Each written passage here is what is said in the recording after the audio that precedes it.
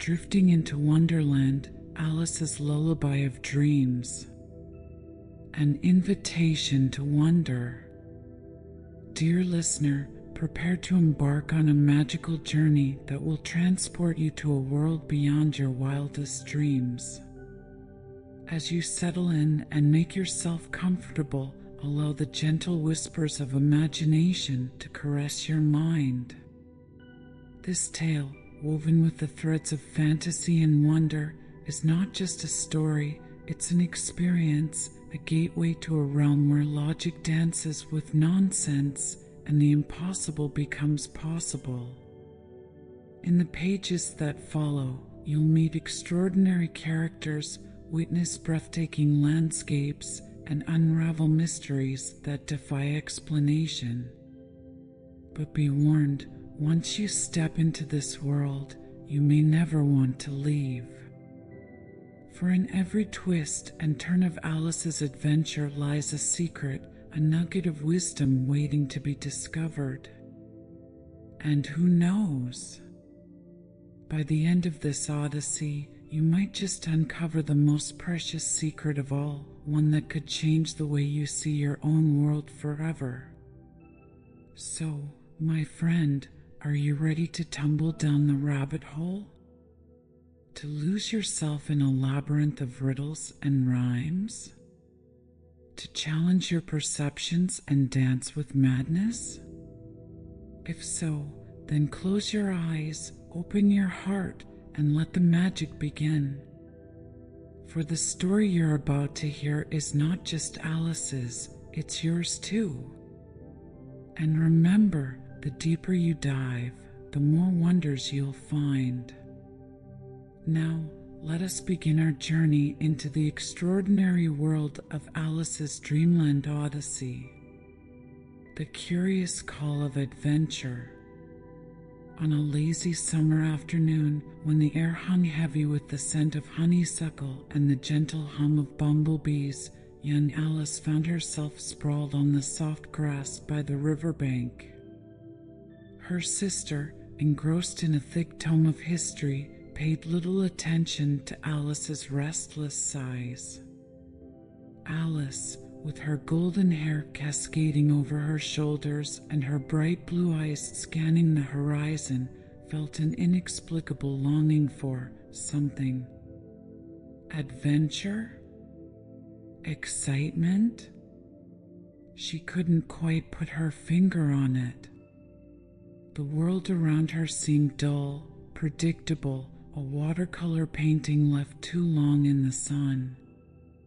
As she absent-mindedly plucked blades of grass, twirling them between her fingers, Alice's mind began to wander. She imagined herself as the heroine of her own story, brave, clever, and unafraid of the unknown. Little did she know that fate was about to grant her wish in the most unexpected way. Suddenly, a flash of white caught her eye. Alice blinked, certain she must be dreaming. For there, not 10 feet away, stood a rabbit. But this was no ordinary rabbit. Dressed in a waistcoat of the finest red velvet, with a pocket watch clutched in his paw, the creature muttered frantically to itself. "Oh dear! Oh dear! I shall be late," the rabbit exclaimed, his pink eyes darting nervously as he hopped from one foot to the other. Alice sat up, her heart pounding with excitement. She rubbed her eyes, certain that when she opened them again, the fantastical sight would vanish. But the rabbit remained, now hurrying away with surprising speed. Without a second thought, Alice leaped to her feet.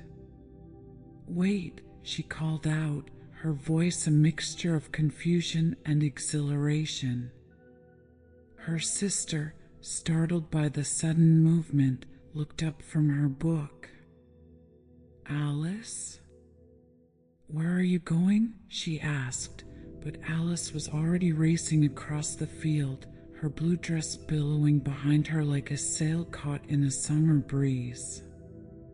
The white rabbit led her on a merry chase, always just out of reach. Alice's lungs burned and her legs ached, but she pressed on, driven by an insatiable curiosity. What could possibly make a rabbit so concerned about punctuality? As she ran, the landscape began to change subtly. The familiar trees of the park gave way to stranger, more twisted versions of themselves. The flowers seemed to whisper as she passed, their petals turning to follow her movement. Even the sky above took on an otherworldly hue, shifting from azure to a swirling pattern of pastel colors. Just when Alice thought she couldn't run another step, she saw the rabbit disappear into a large rabbit hole beneath an ancient oak tree. Without hesitation, she dropped to her knees and peered into the darkness. "Hello?" she called out, her voice echoing in the mysterious depths. "Mr. Rabbit, are you there?" As she leaned forward to get a better look, the earth beneath her hands suddenly gave way. With a startled cry, Alice found herself tumbling head over heels into the rabbit hole. The world spun around her as she fell, deeper and deeper into the unknown. Little did Alice know that this was just the beginning of her extraordinary adventure. As she plummeted through the darkness, she left behind the world she knew, embarking on a journey that would challenge her perceptions, test her courage, and ultimately change her forever. Dear listener, as Alice falls through the rabbit hole, take a moment to reflect. What rabbit holes exist in your own life? What adventures are calling to you, just waiting for you to be brave enough to take the leap? Remember, it's often when we step out of our comfort zones that we discover the most amazing things about ourselves and the world around us. Now, let's follow Alice as she continues her descent into a world of wonder and whimsy. The topsy-turvy tumble. As Alice plummeted through the rabbit hole, time seemed to stretch like taffy.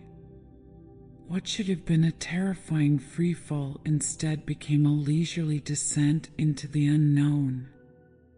The walls of the tunnel, at first dark and earthy, began to glow with a soft, pulsating light.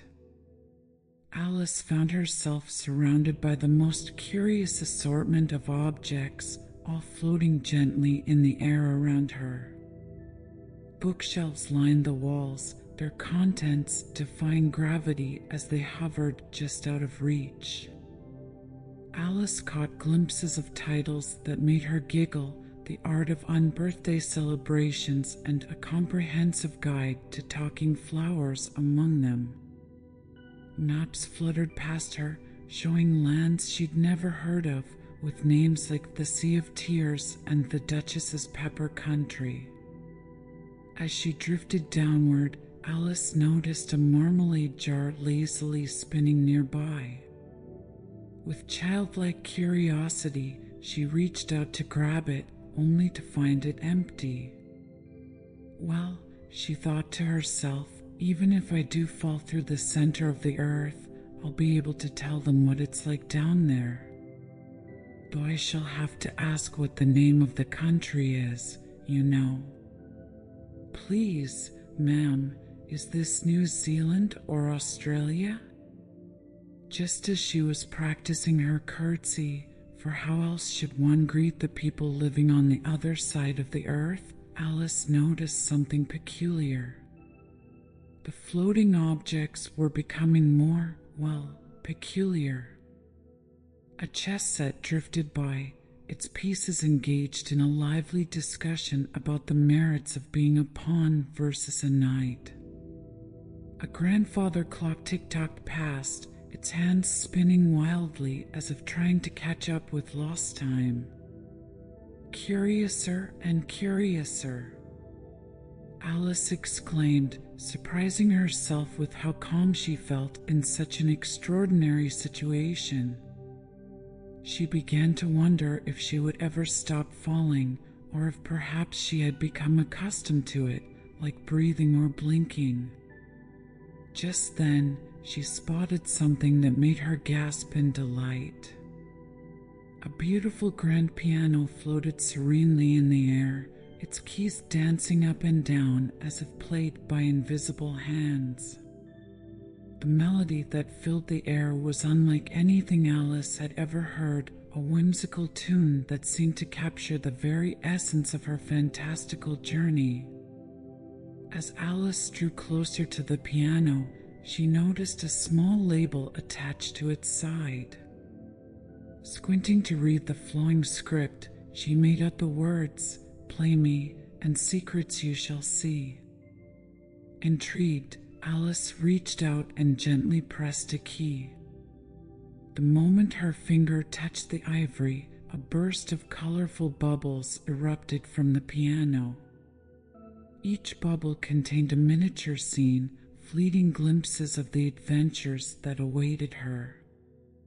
In one, she saw herself having tea with a Mad Hatter. In another, she was playing croquet with flamingos for mallets. The bubbles swirled around her, their images shifting and changing, offering tantalizing peeks into the world below. Just as Alice was about to press another key, hoping to unlock more of these magical visions, she felt a sudden change in her descent. The air around her grew thicker, as if she were falling through molasses. The floating objects began to disappear, fading like mirages in the desert. With a soft "oh" of surprise, Alice found herself landing gently on a pile of autumn leaves. She sat up, leaves clinging to her hair and dress, and looked around in wonder. She had arrived in a long, low hall, lit by a row of lamps hanging from the ceiling.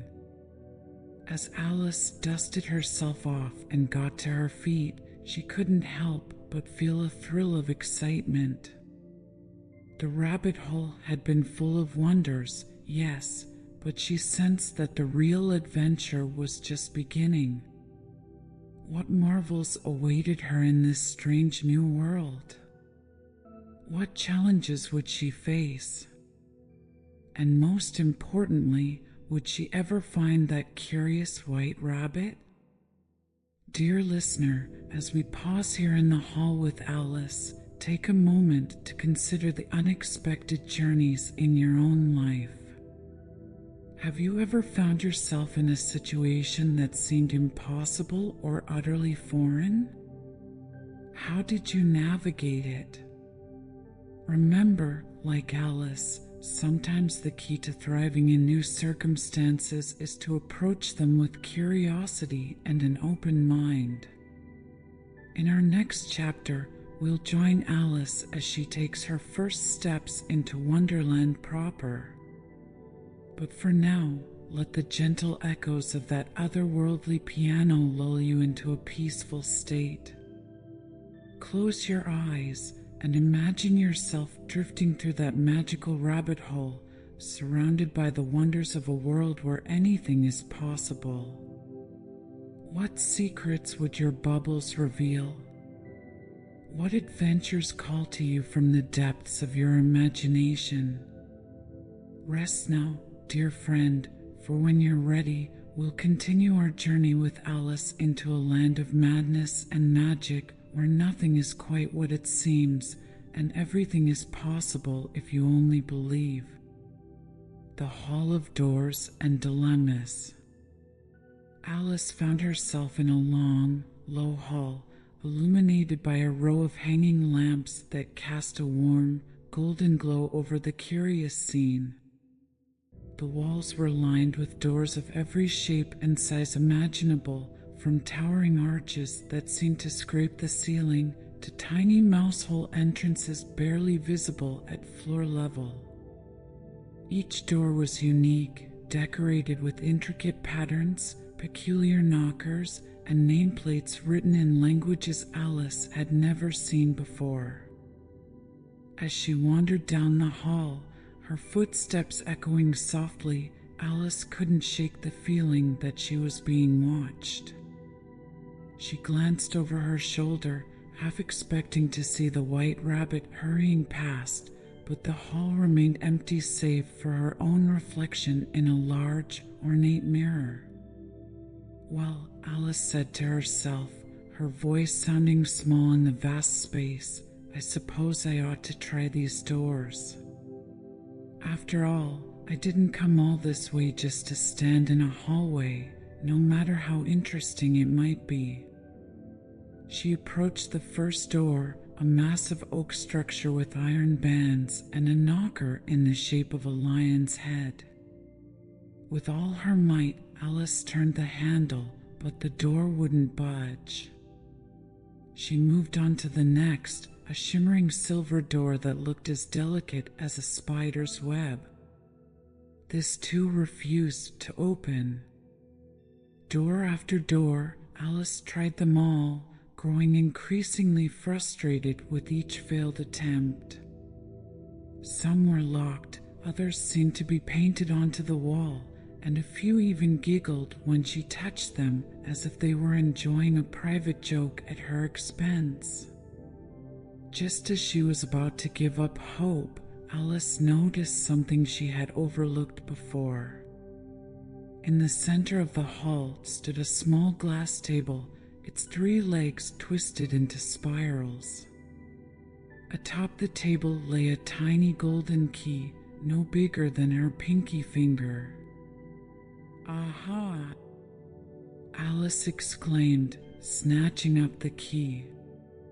"Now we're getting somewhere. But which door does it fit?" She retraced her steps, trying the key in every lock she could reach.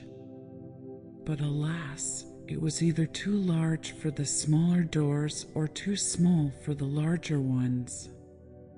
Just when frustration threatened to overwhelm her once more, Alice spotted something new, a low curtain she hadn't noticed before, partially hidden behind a potted plant that seemed to be humming a quiet tune. Pulling aside the curtain, Alice discovered the tiniest door she had ever seen, barely 15 inches high. To her delight, the golden key slid perfectly into the lock. With a soft click, the door swung open, revealing a passage so small she would have to crawl on her hands and knees to pass through.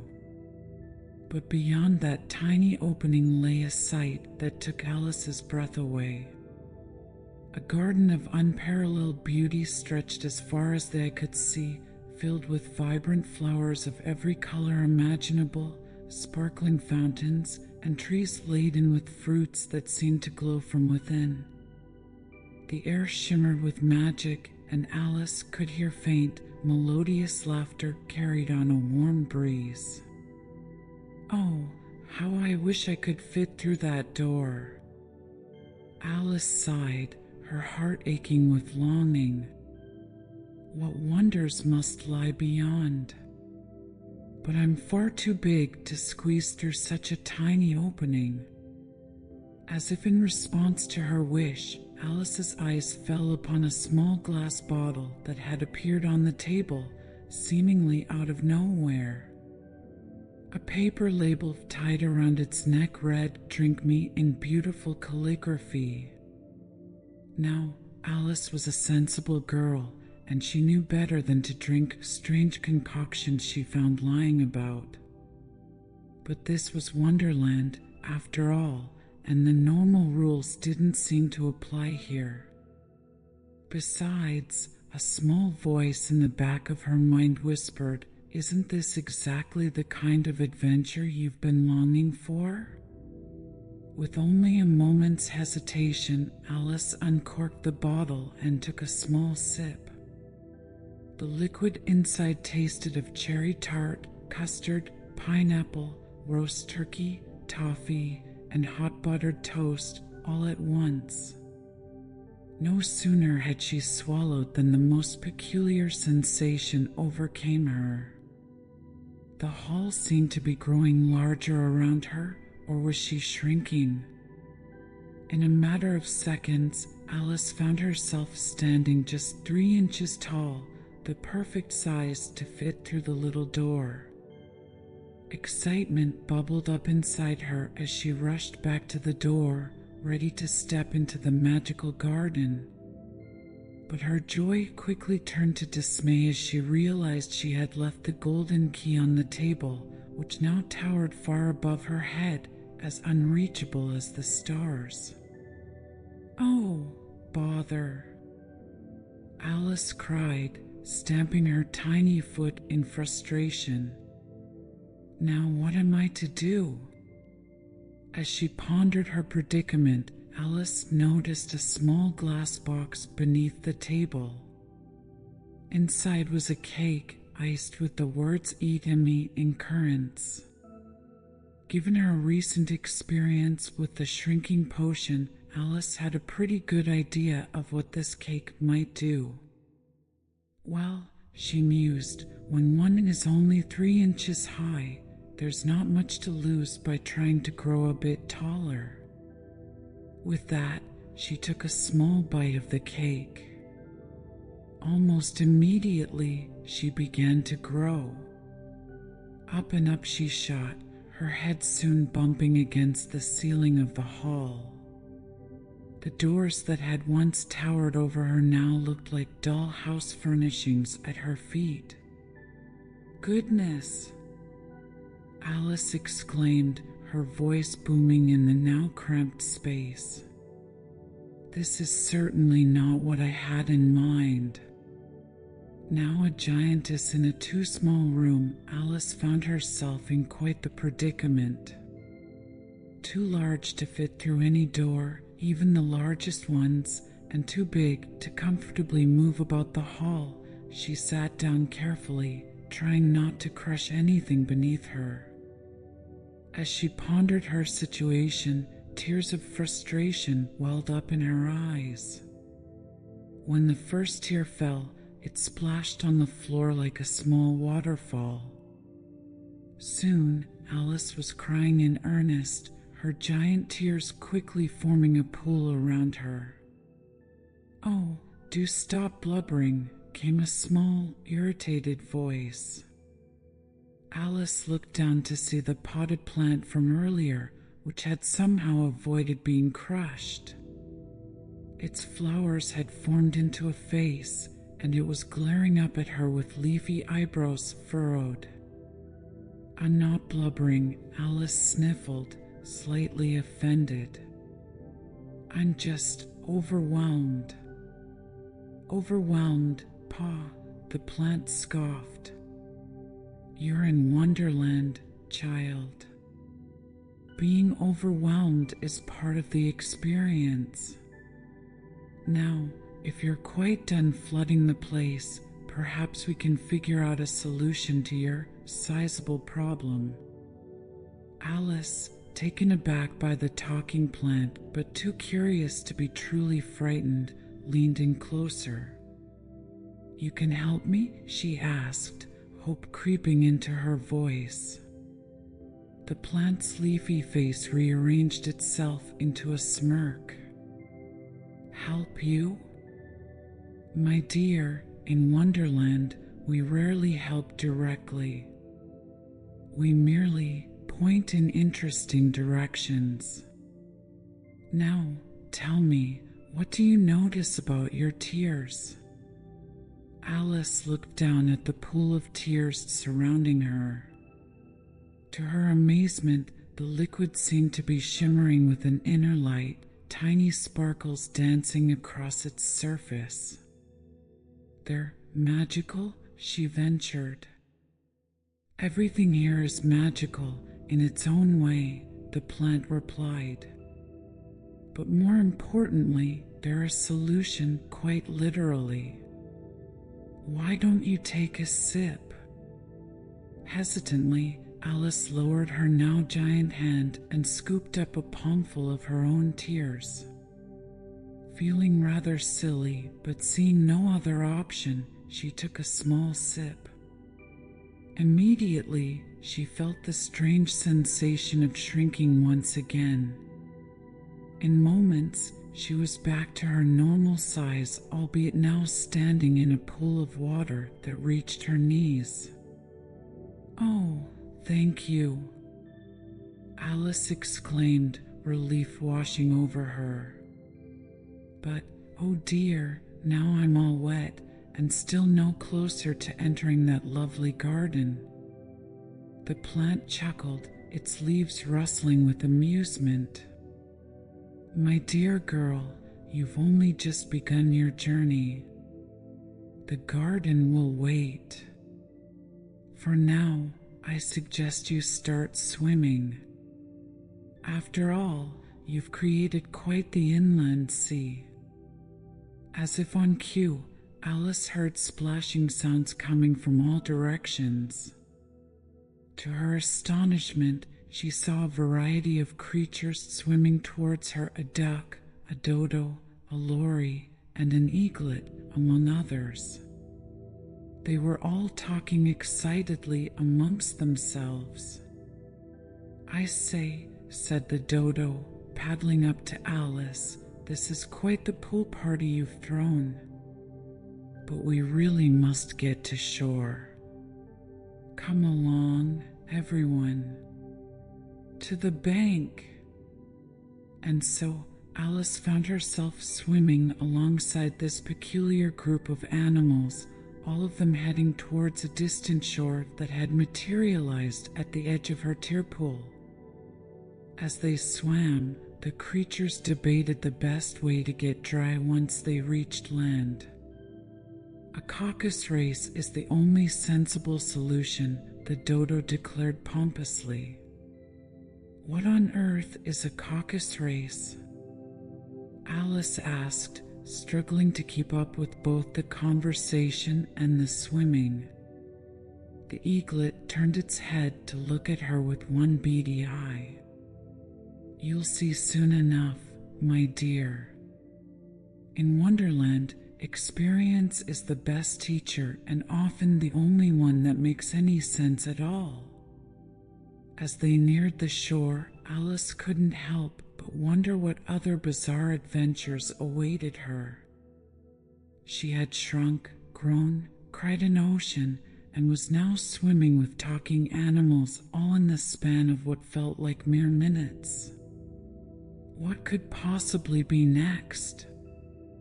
Little did she know, her journey through Wonderland was only just beginning. The caucus race would prove to be just the first of many nonsensical encounters that would challenge her perceptions, test her patience, and ultimately teach her valuable lessons about herself and the world around her. Dear listener, as we pause here on the brink of yet another curious adventure, take a moment to reflect. How often in life do we find ourselves in situations that seem overwhelming or nonsensical? Like Alice, sometimes the only way forward is to embrace the absurdity and keep an open mind. After all, it's often in the most unexpected places that we find our greatest strengths and most valuable insights. Rest now, and let your imagination swim in the sea of possibilities that Alice's journey has opened up. When you're ready, we'll continue our exploration of Wonderland, where every encounter is an opportunity for growth, every character a teacher in disguise, and every seemingly insurmountable obstacle just another chance to discover the magic within yourself. Sweet dreams, dear friend, and remember, in your own Wonderland of dreams, you too can grow, shrink, and overcome any challenge that comes your way. The only limit is your imagination, the caucus race, and a long tail. As Alice and her peculiar swimming companions reached the shore, she found herself in the midst of the strangest gathering she had ever seen.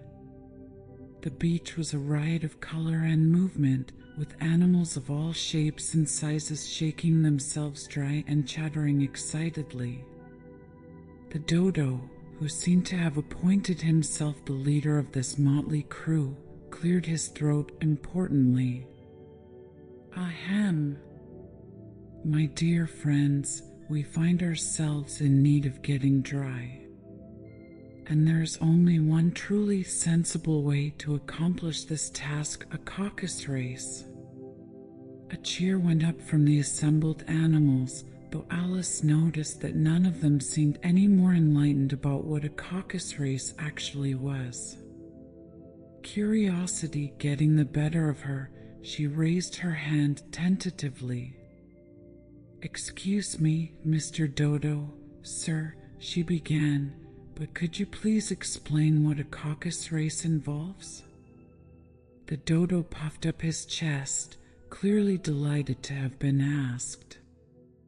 "My dear girl, a caucus race is the very pinnacle of logical problem solving. Allow me to demonstrate." With that, he began to trace a rough circle in the sand about the size of a large carousel. "The first rule of a caucus race," he announced, "is that there are no rules. Everyone begins running when they like and stops when they like. The race is over when everyone is perfectly dry, or when I say so, whichever comes first." Alice blinked in confusion, but before she could ask any more questions, the dodo shouted, "On your marks, get set. Race!" What followed was nothing short of chaos. Animals of all kinds began running in every direction, some following the circular path, others cutting across it, and a few even running in the opposite direction. The mouse scurried between the eaglet's legs, while the lorry fluttered overhead, occasionally landing on the duck's back for a rest. Alice, caught up in the excitement despite her bewilderment, found herself running alongside a rather out-of-breath rabbit, not the white rabbit she had followed, but a brown one with spectacles perched on his nose. "Pardon me," Alice panted as they jogged along, "but do you know how long this race is supposed to last?" The rabbit gave her a quizzical look. "Last? My dear, in Wonderland, things don't last, they endure. We'll race until we're dry, or until we forget why we started racing in the first place. Whichever comes first." As they ran, Alice began to notice something peculiar. Despite the apparent randomness of the race, there seemed to be a hidden order to the chaos. The animals weaved in and out of each other's paths with a grace that bordered on choreography. Even more surprisingly, Alice found that the more she embraced the absurdity of the situation, the more enjoyable it became. She laughed as she leaped over the tail of a somersaulting lizard, twirled to avoid colliding with a pirouetting flamingo, and even found herself engaging in an impromptu game of leapfrog with a family of frogs who had joined the race late. Just when Alice thought she couldn't run another step, the dodo called out, "The race is over. Everyone's dry." To Alice's amazement, he was right. Despite the exertion, or perhaps because of it, every animal and Alice herself was completely dry. They all collapsed on the beach, panting and giggling. But who won? Alice couldn't help asking, her innate sense of fairness coming to the fore. The dodo considered this for a moment, stroking his beak thoughtfully. Why, everyone won, of course. And everyone must have a prize. This pronouncement was met with great enthusiasm from the assembled creatures. But a new problem quickly arose: what to use for prizes. Alice, feeling a sense of responsibility, after all, it was her tears that had necessitated this whole affair, reached into her pocket and found a small box of candies she had forgotten about. Perhaps these could be the prizes, she offered, holding out the box to the dodo. The dodo's eyes lit up. Capital idea! You shall award the prizes, Alice. And so Alice found herself solemnly presenting each animal with a small candy, gravely shaking paws, claws, and wings as she did so. When she got to the dodo, she realized there was only one candy left. "What about your prize?" she asked. The dodo winked at her. "My dear, sometimes the greatest prize is in the giving. But if you insist." He reached into Alice's pocket and pulled out a thimble she hadn't even realized was there. "I award you this thimble as a symbol of your generosity." As Alice accepted the thimble with as much gravity as she could muster, she couldn't help but feel that she was learning something important, even if she couldn't quite put her finger on what it was. The impromptu awards ceremony complete, the animals began to disperse, each heading off in a different direction as if they had pressing appointments to keep. Alice found herself alone with the mouse, who had lingered behind, looking at her with an expression that seemed both anxious and determined. "My dear," the mouse began, its whiskers twitching nervously, "I feel I must tell you my story. It's a rather long and sad tale, but I think you'll find it most instructive." Alice, always eager for a story, settled herself comfortably on the sand. "I'd love to hear it," she said encouragingly. "I'm very fond of stories, especially long ones." The mouse seemed pleased by this and cleared its throat dramatically. "Ahem. My tale begins many years ago, in a land not so different from this one." As the mouse launched into its story, Alice found herself drawn into a narrative that twisted and turned like the path of the caucus race. The mouse spoke of cats and dogs, of kings and commoners, of great triumphs and terrible defeats. Its tale was indeed long, and at times Alice found her attention wandering, only to be drawn back in by a particularly dramatic flourish or an unexpected turn of events. As the story went on, Alice began to notice something curious. The mouse's tail seemed to be taking physical form in the air around them. Words floated by, forming shapes that illustrated the story: here a cat made of mist, there a crown of shimmering light. Alice reached out to touch one of the word shapes, and it dissolved into a shower of glittering letters that were formed into a new image. The mouse, caught up in its own narrative, didn't seem to notice this magical display. It continued on, its voice rising and falling with the rhythm of the tale, until finally, with a great sigh, it concluded, "And that, my dear Alice, is why mice and cats can never be friends." Alice blinked, coming out of the trance-like state the story had induced. The word shapes faded away, leaving only the memory of their ethereal beauty. "That was quite a tale," she said, not entirely sure what to make of it all. The mouse preened, clearly proud of its storytelling prowess. Indeed it was. And what, pray tell, did you learn from it? Alice hesitated. She had been so caught up in the magic of the story's presentation that she wasn't entirely sure she had grasped its moral.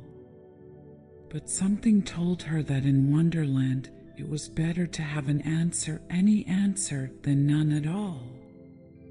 I learned, she began slowly, that stories have the power to change the world around us. And that sometimes the journey of the tale is more important than its destination. The mouse considered this for a moment, then nodded approvingly. A most insightful conclusion, my dear. You'll do well in Wonderland, I think. As the mouse scurried off, leaving Alice alone on the beach, she couldn't help but feel that she had passed some sort of test. The caucus race, the prize giving, the mouse's tale, all of it seemed designed to teach her something about this strange new world she had entered. Looking out at the shimmering sea of her own tears, Alice felt a surge of excitement. Yes, Wonderland was confusing and often nonsensical. But it was also magical, filled with possibilities she had never dreamed of. And she was beginning to suspect that the greatest adventures and the most important lessons were yet to come. Dear listener, as we pause here on the shores of Alice's Tear Sea, take a moment to reflect on your own journey. How often do we find ourselves caught up in our own caucus races, running in circles that seem pointless, only to discover unexpected joys and lessons along the way? And how many tales have we heard that, like the mouse's story, leave us changed in ways we can't quite explain? Remember, in your own wonderland of dreams and imagination, every experience is an opportunity for growth, every character a potential teacher, and every seemingly nonsensical event a chance to see the world in a new light. Rest now, and let the rhythm of the caucus race and the echoes of the mouse's tale lull you into peaceful dreams.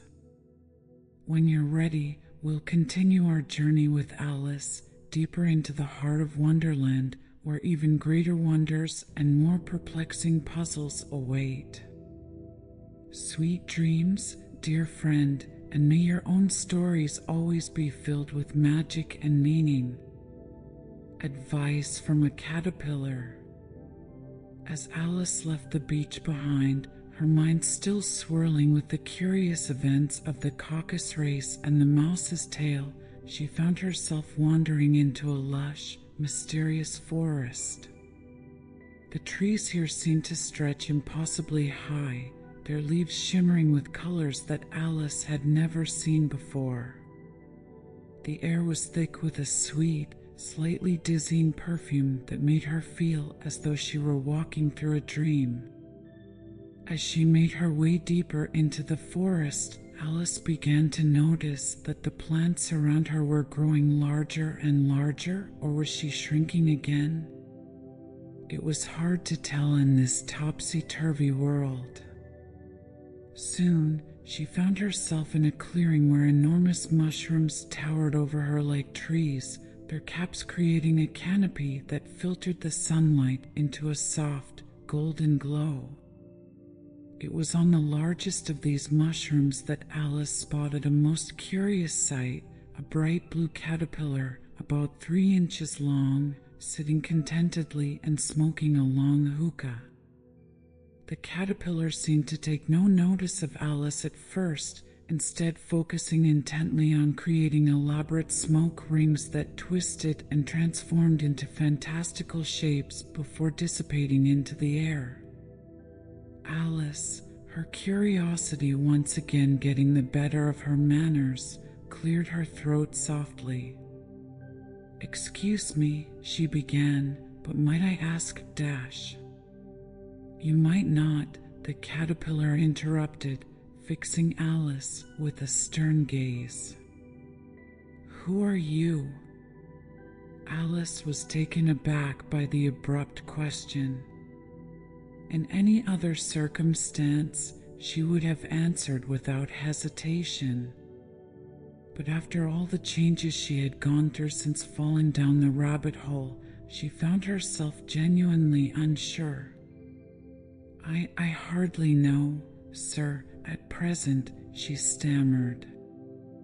At least, I know who I was when I got up this morning, but I think I must have changed several times since then. The caterpillar's expression remained impassive. Explain yourself, it demanded. Alice sighed. I'm afraid I can't explain myself, sir, because I'm not myself, you see. Being so many different sizes in a day is very confusing. It isn't, said the caterpillar. Well, perhaps you haven't found it so yet, Alice replied, feeling a touch of irritation. But when you have to turn into a chrysalis, you will someday, you know, and then into a butterfly. I should think you'll feel a little queer, won't you? Not a bit, said the caterpillar. Well, perhaps your feelings may be different, said Alice. All I know is, it feels very queer to me. You, said the caterpillar contemptuously. Who are you? They were back at the beginning of the conversation, and Alice felt no nearer to an answer than before. She took a deep breath, trying to collect her thoughts. I think, she began slowly, that the real question isn't who I am, but who I want to be. I've changed so much since I came to Wonderland that I'm not sure I know myself anymore. But perhaps that's not such a bad thing. Perhaps it's an opportunity to decide who I want to become. The caterpillar's expression softened almost imperceptibly. It took a long drag from its hookah, then blew out a stream of smoke that formed into the shape of a key. That, it said, is a much better question. Keep that key close, Alice. It may unlock doors you haven't even discovered yet. Alice watched in wonder as the smoke key floated towards her, dissolving into a shimmering mist that seemed to settle into her very being.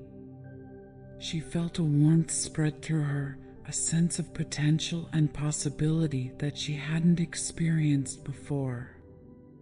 The caterpillar regarded her with newfound interest. Now then, it said, what size do you want to be? Alice, startled by the sudden change in topic, thought for a moment. Well, I'm not particular as to size, she said hesitantly. Only one doesn't like changing so often, you know.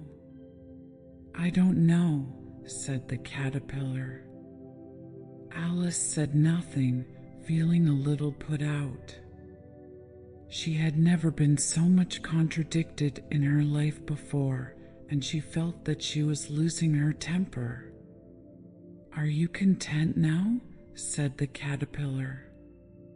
Well, I should like to be a little larger, sir, if you wouldn't mind, said Alice. 3 inches is such a wretched height to be. It is a very good height indeed, said the caterpillar angrily, rearing itself upright as it spoke. It was exactly 3 inches high. But I'm not used to it, pleaded Alice.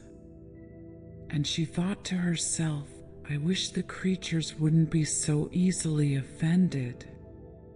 You'll get used to it in time, said the caterpillar, and it put the hookah into its mouth and began smoking again. This time, Alice waited patiently until it chose to speak again. In a minute or two, the caterpillar took the hookah out of its mouth and yawned once or twice and shook itself. Then it got down off the mushroom and crawled away into the grass, merely remarking as it went, "One side will make you grow taller, and the other side will make you grow shorter." One side of what? The other side of what? Thought Alice to herself. Of the mushroom, said the caterpillar, just as if she had asked it aloud, and in another moment it was out of sight. Alice remained looking thoughtfully at the mushroom for a minute, trying to make out which were the two sides of it, and as it was perfectly round, she found this a very difficult question. However, at last she stretched her arms round it as far as they would go, and broke off a bit of the edge with each hand. "And now which is which?" she said to herself, and nibbled a little of the right hand bit to try the effect. The next moment she felt a violent blow underneath her chin. It had struck her foot.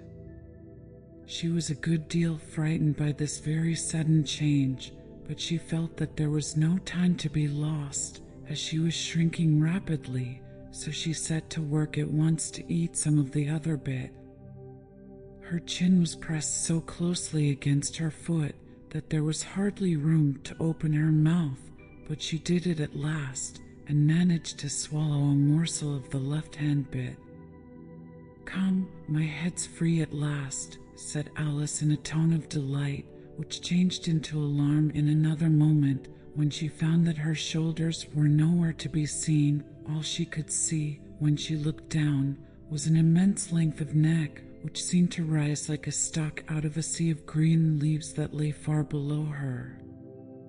"What can all that green stuff be?" said Alice. "And where have my shoulders got to? And oh, my poor hands, how is it I can't see you?" She was moving them about as she spoke, but no result seemed to follow, except a little shaking among the distant green leaves. As there seemed to be no chance of getting her hands up to her head, she tried to get her head down to them, and was delighted to find that her neck would bend about easily in any direction, like a serpent.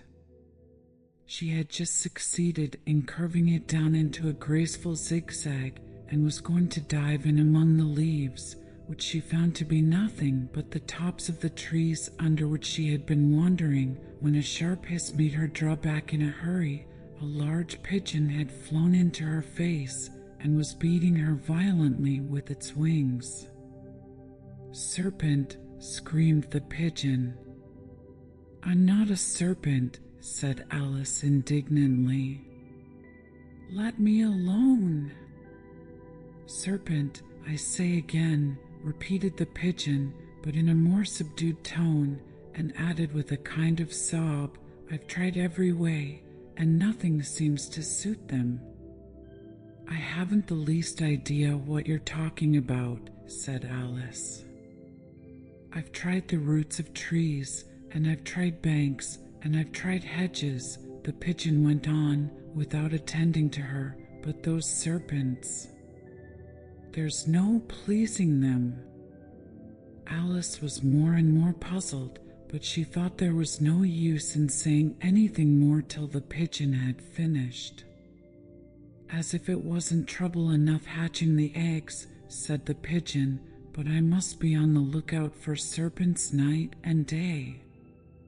Why, I haven't had a wink of sleep these 3 weeks." "I'm very sorry you've been annoyed," said Alice, who was beginning to see its meaning. "And just as I'd taken the highest tree in the wood," continued the pigeon, raising its voice to a shriek, "and just as I was thinking I should be free of them at last, they must needs come wriggling down from the sky. Ugh, serpent." "But I'm not a serpent, I tell you," said Alice. I may. "Well, what are you?" said the pigeon. "I can see you're trying to invent something." I'm a little girl," said Alice, rather doubtfully, as she remembered the number of changes she had gone through that day. "A likely story indeed," said the pigeon in a tone of the deepest contempt. "I've seen a good many little girls in my time, but never one with such a neck as that." No, you're a serpent, and there's no use denying it. I suppose you'll be telling me next that you never tasted an egg." "I have tasted eggs, certainly," said Alice, who was a very truthful child, "but little girls eat eggs quite as much as serpents do, you know." "I don't believe it," said the pigeon, "but if they do, why then they're a kind of serpent, that's all I can say."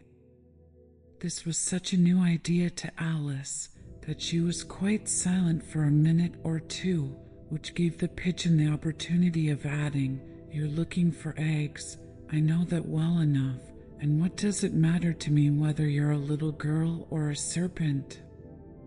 "It matters a good deal to me," said Alice hastily, "but I'm not looking for eggs, as it happens, and if I was, I shouldn't want yours. I don't like them raw." "Well, be off, then," said the pigeon in a sulky tone as it settled down again into its nest. Alice crouched down among the trees as well as she could, for her neck kept getting entangled among the branches, and every now and then she had to stop and untwist it. After a while she remembered that she still held the pieces of mushroom in her hands, and she set to work very carefully, nibbling first at one and then at the other, and growing sometimes taller and sometimes shorter, until she had succeeded in bringing herself down to her usual height. It was so long since she had been anything near the right size that it felt quite strange at first, but she got used to it in a few minutes and began talking to herself as usual. "Come, there's half my plan done now. How puzzling all these changes are. I'm never sure what I'm going to be from one minute to another. However, I've got back to my right size. The next thing is to get into that beautiful garden. How is that to be done, I wonder?" As she said this, she came suddenly upon an open place with a little house in it about 4 feet high. "Whoever lives there," thought Alice, "it'll never do to come upon them this size. Why, I should frighten them out of their wits." So she began nibbling at the right-hand bit again, and did not venture to go near the house till she had brought herself down to 9 inches high. Dear listener, as we pause here with Alice on the brink of yet another adventure, take a moment to reflect on your own journey of self-discovery. Like Alice, we often find ourselves changing and adapting to new situations, sometimes feeling too big for our surroundings, other times too small. But remember, it's not about finding the perfect size, but about learning to be comfortable with change itself. As you drift off to sleep, imagine yourself with Alice standing before that little house in the clearing. What mysteries might it hold? What new characters will Alice encounter? And most importantly, what will she learn about herself in the process? Rest now, and let your dreams take you to your own wonderland, where every challenge is an opportunity for growth, and every strange encounter a chance to see the world and yourself in a new light.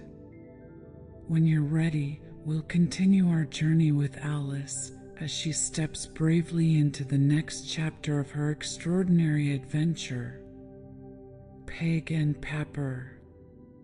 Alice stood before the little house, her heart pounding with anticipation. Now that she was the right size, or at least a size that wouldn't cause alarm, she approached the door with newfound confidence. As she raised her hand to knock, she noticed a brass plate on the door with the words W Rabbit engraved upon it. "So this is where the white rabbit lives," Alice exclaimed to herself. "I wonder if he's home." Before she could knock, however, a most curious sound reached her ears. It was a mix of sneezing, shouting, and the occasional crash of breaking china. Intrigued and slightly concerned, Alice peered through the window. The scene inside was nothing short of chaos. In the kitchen, she saw Duchess sitting on a three-legged stool, nursing a baby. A cook was standing over the stove, stirring a large cauldron of what appeared to be soup. The air was thick with pepper, causing everyone in the room to sneeze violently at regular intervals.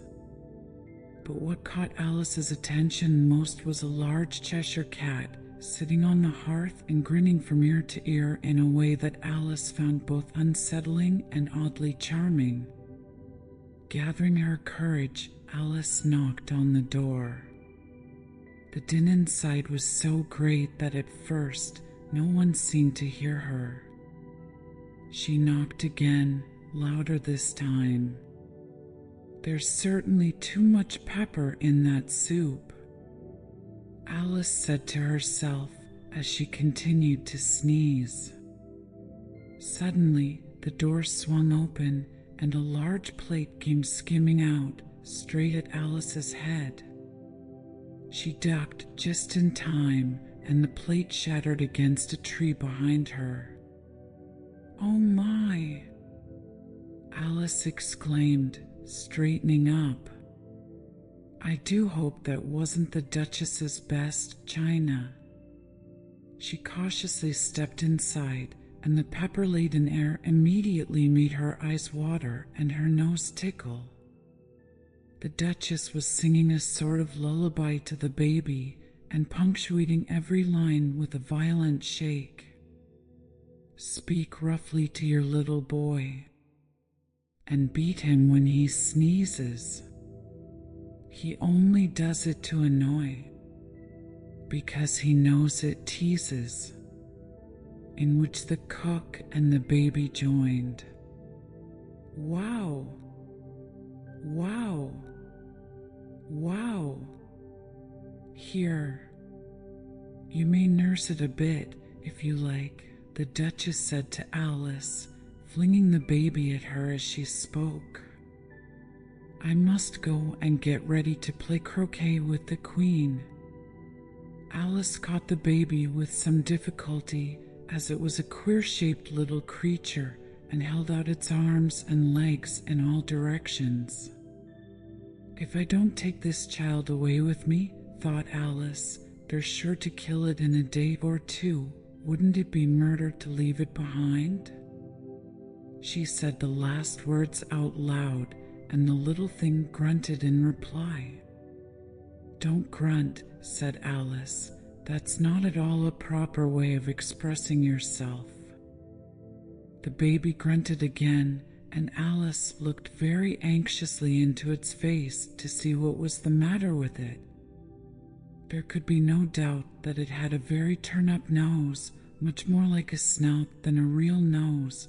Also, its eyes were getting extremely small for a baby. Altogether, Alice did not like the look of the thing at all. But perhaps it was only sobbing, she thought, and looked into its eyes again to see if there were any tears. No, there were no tears. "If you're going to turn into a pig, my dear," said Alice, "seriously, I'll have nothing more to do with you. Mind now." The poor little thing sobbed again, or grunted, it was impossible to say which, and they went on for some while in silence.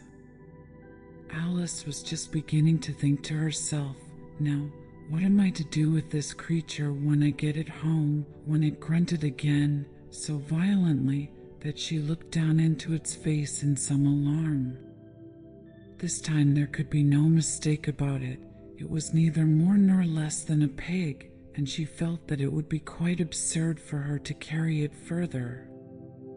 So she set the little creature down and felt quite relieved to see it trot away quietly into the wood. If it had grown up, she said to herself, it would have made a dreadfully ugly child, but it makes rather a handsome pig, I think. And she began thinking over other children she knew who might do very well as pigs. Just then, she noticed the Cheshire Cat still sitting on the hearth and grinning. "Cheshire Puss," she began, rather timidly, "would you tell me, please, which way I ought to go from here?" "That depends a good deal on where you want to get to," said the cat. "I don't much care where," said Alice. "Then it doesn't matter which way you go," said the cat. "So long as I get somewhere," Alice added as an explanation. "Oh, you're sure to do that," said the cat, "if you only walk long enough." Alice felt that this could not be denied, so she tried another question. "What sort of people live about here?" "In that direction," the cat said, waving its right paw round, "lives a hatter, and in that direction, waving the other paw, lives a March hare. Visit either you like, they're both mad." "But I don't want to go among mad people," Alice remarked. "Oh, you can't help that," said the cat. "We're all mad here." "I'm mad." "You're mad." "How do you know I'm mad?" said Alice. "You must be," said the cat, "or you wouldn't have come here."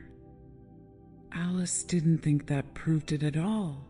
However, she went on, "And how do you know that you're mad?" "To begin with," said the cat, "a dog's not mad." "You grant that?" "I suppose so," said Alice. "Well, then," the cat went on, "you see, a dog growls when it's angry and wags its tail when it's pleased. Now I growl when I'm pleased and wag my tail when I'm angry. Therefore, I'm mad." "I call it purring, not growling," said Alice. "Call it what you like," said the cat.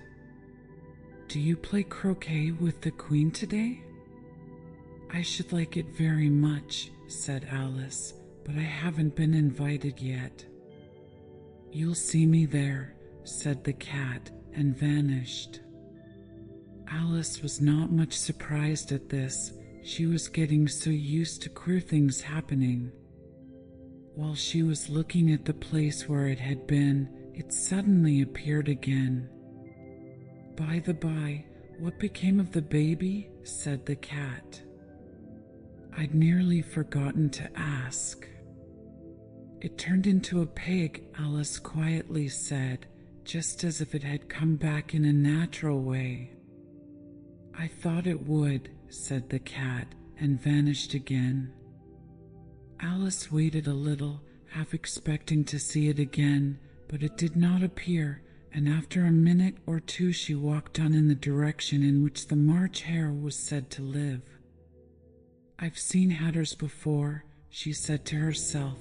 "The March hare will be much the most interesting, and perhaps as this is May it won't be raving mad, at least not so mad as it was in March."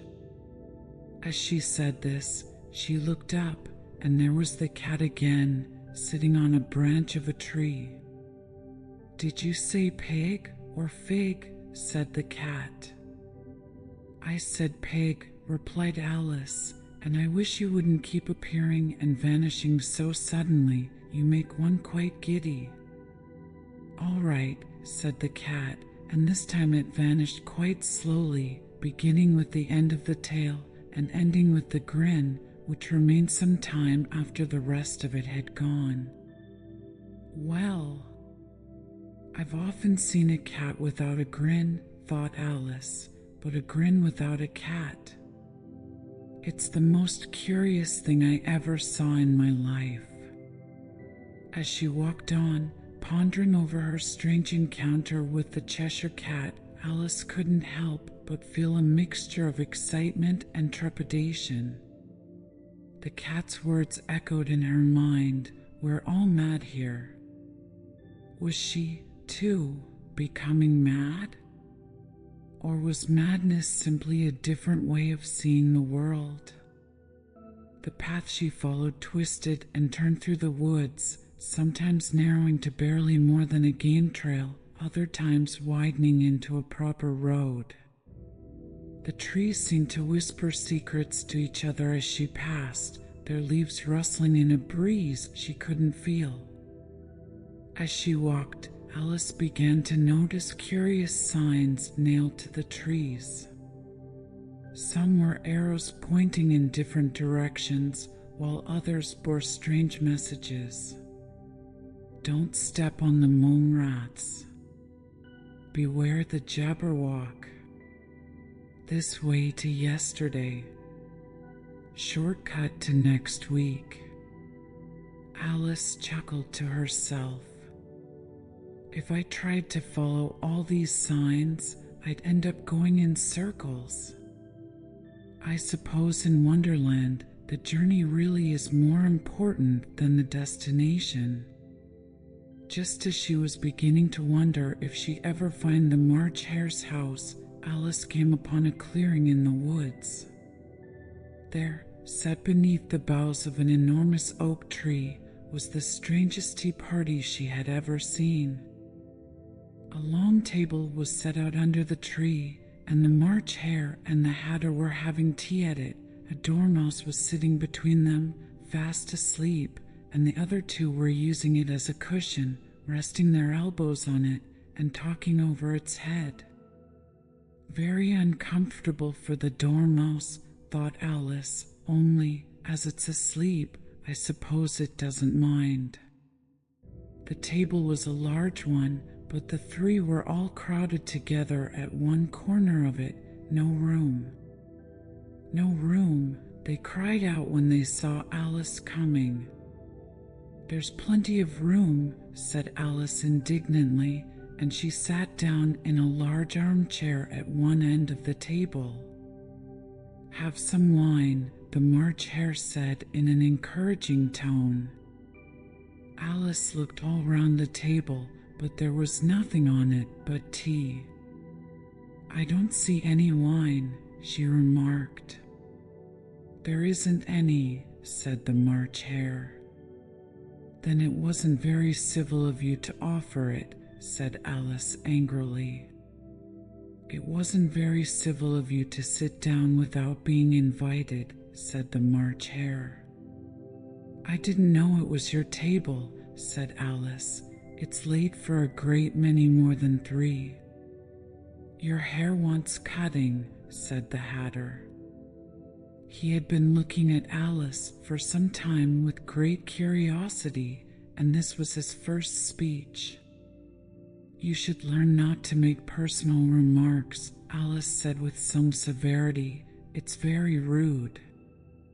The Hatter opened his eyes very wide on hearing this, but all he said was, "Why is a raven like a writing desk?" "Come, we shall have some fun now," thought Alice. "I'm glad they've begun asking riddles. I believe I can guess that," she added aloud. "Do you mean that you think you can find out the answer to it?" said the March Hare. "Exactly so," said Alice.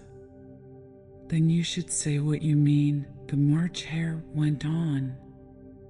"I do," Alice hastily replied. At least I mean what I say. That's the same thing, you know." "Not the same thing a bit," said the Hatter. You might just as well say that I see what I eat is the same thing as I eat what I see. You might just as well say, added the March Hare, that I like what I get is the same thing as I get what I like. You might just as well say, added the Dormouse, who seemed to be talking in his sleep, that I breathe when I sleep is the same thing as I sleep when I breathe. It is the same thing with you, said the Hatter, and here the conversation dropped, and the party sat silent for a minute while Alice thought over all she could remember about ravens and writing desks, which wasn't much. The Hatter was the first to break the silence. What day of the month is it? He said, turning to Alice. He had taken his watch out of his pocket and was looking at it uneasily, shaking it every now and then and holding it to his ear. Alice considered a little and then said the 4th. 2 days wrong, sighed the Hatter. I told you butter wouldn't suit the works, he added, looking angrily at the March Hare. It was the best butter, the March Hare meekly replied. Yes, but some crumbs must have got in as well, the Hatter grumbled. You shouldn't have put it in with the bread knife. The March Hare took the watch and looked at it gloomily. Then he dipped it into his cup of tea and looked at it again, but he could think of nothing better to say than his first remark. It was the best butter, you know. Alice had been looking over his shoulder with some curiosity. What a funny watch, she remarked. It tells the day of the month and doesn't tell what o'clock it is. Why should it? Muttered the Hatter. Does your watch tell you what year it is? Of course not, Alice replied very readily, but that's because it stays the same year for such a long time together. Which is just the case with mine, said the Hatter. Alice felt dreadfully puzzled. The Hatter's remark seemed to have no sort of meaning in it, and yet it was certainly English. I don't quite understand you, she said, as politely as she could. The Dormouse is asleep again, said the Hatter, and he poured a little hot tea upon its nose. The Dormouse shook its head impatiently and said, without opening its eyes, of course, just what I was going to remark myself. Have you guessed the riddle yet? The Hatter said, turning to Alice again. No, I give it up, Alice replied. What's the answer? I haven't the slightest idea, said the Hatter. Nor I, said the March Hare. Alice sighed wearily. I think you might do something better with the time, she said, than waste it in asking riddles that have no answers. If you knew time as well as I do, said the Hatter, you wouldn't talk about wasting it. It's him. I don't know what you mean, said Alice. Of course you don't, the Hatter said, tossing his head contemptuously. I dare say you never even spoke to time. Perhaps not, Alice cautiously replied, but I know I have to beat time when I learn music. Ah, that accounts for it, said the Hatter. He won't stand beating. Now, if you only kept on good terms with him, he'd do almost anything you liked with the clock. For instance, suppose it were 9 o'clock in the morning, just time to begin lessons. You'd only have to whisper a hint to time, and round goes the clock in a twinkling. 1:30, time for dinner. I only wish it was, the March Hare said to itself in a whisper. That would be grand, certainly, said Alice thoughtfully, but then I shouldn't be hungry for it. you know.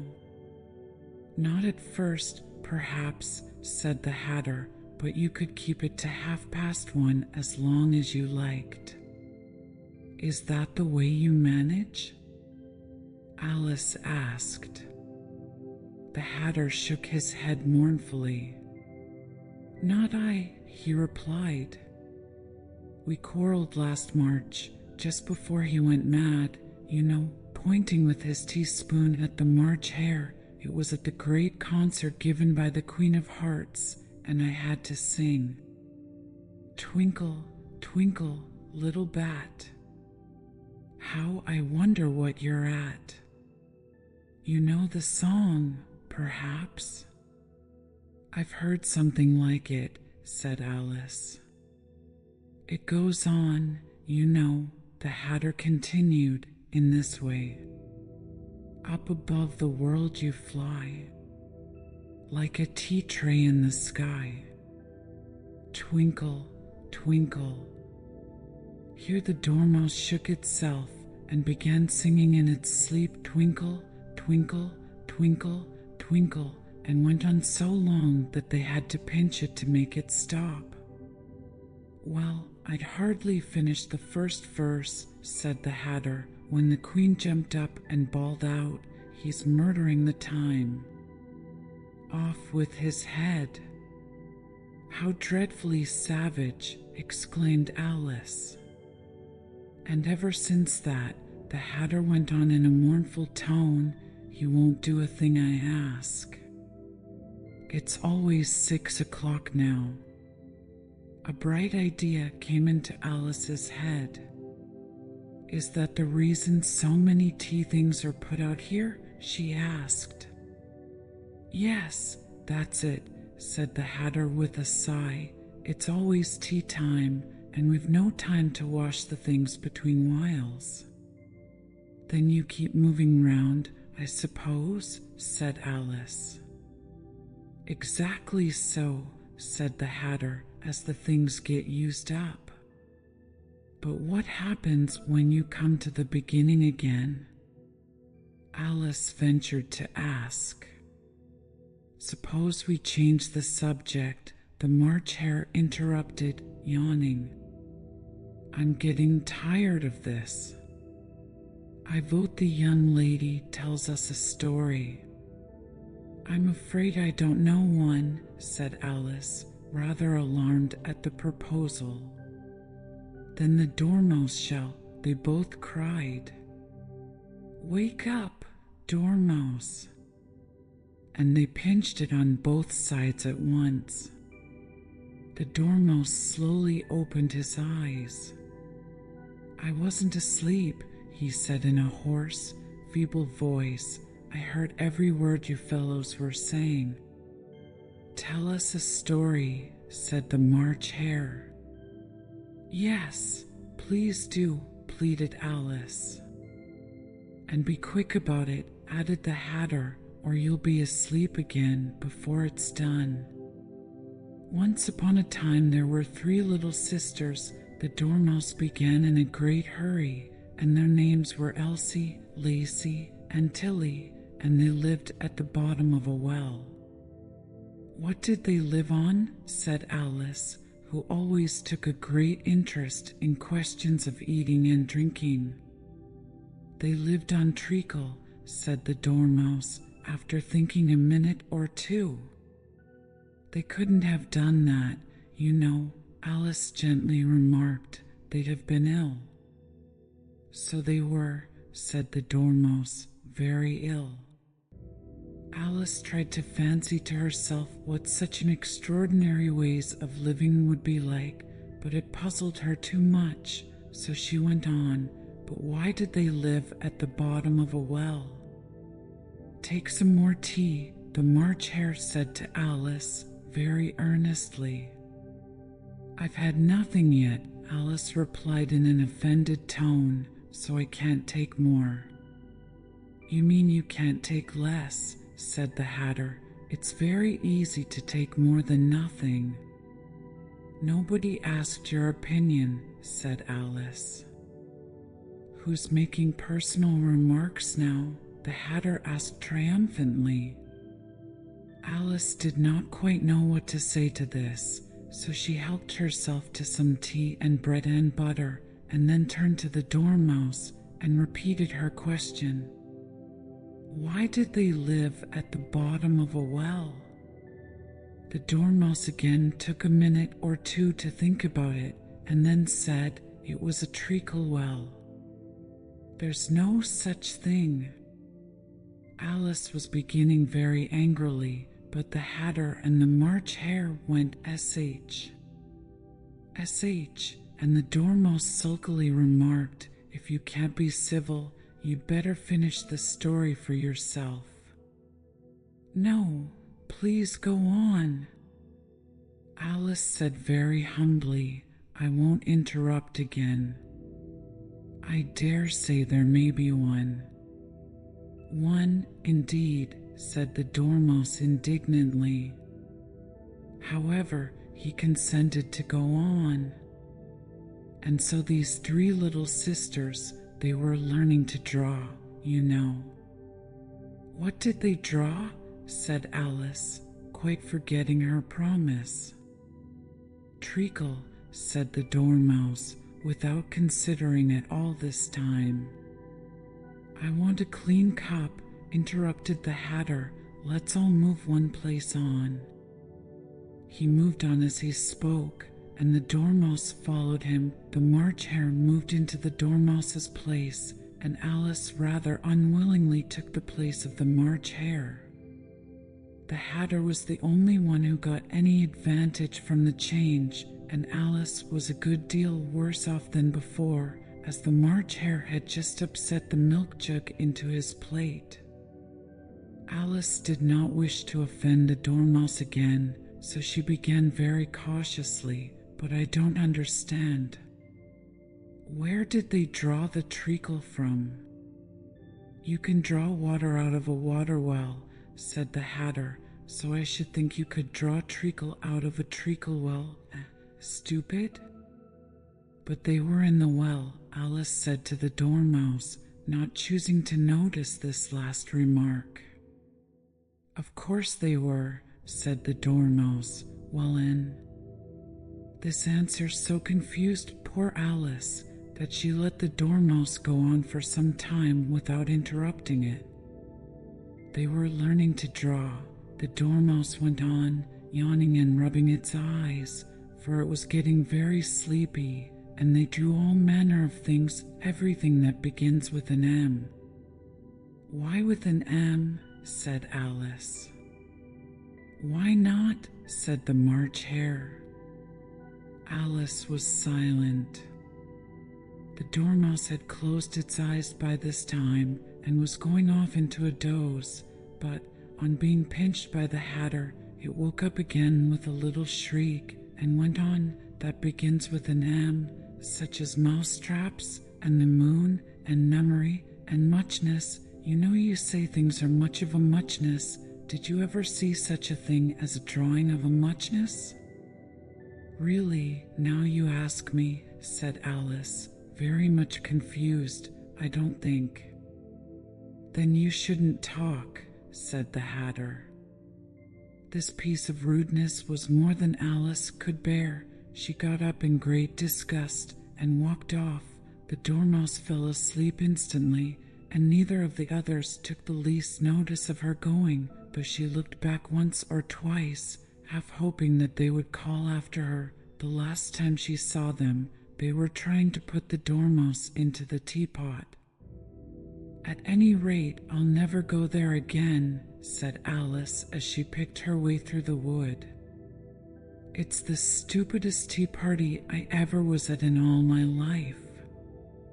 Just as she said this, she noticed that one of the trees had a door leading right into it.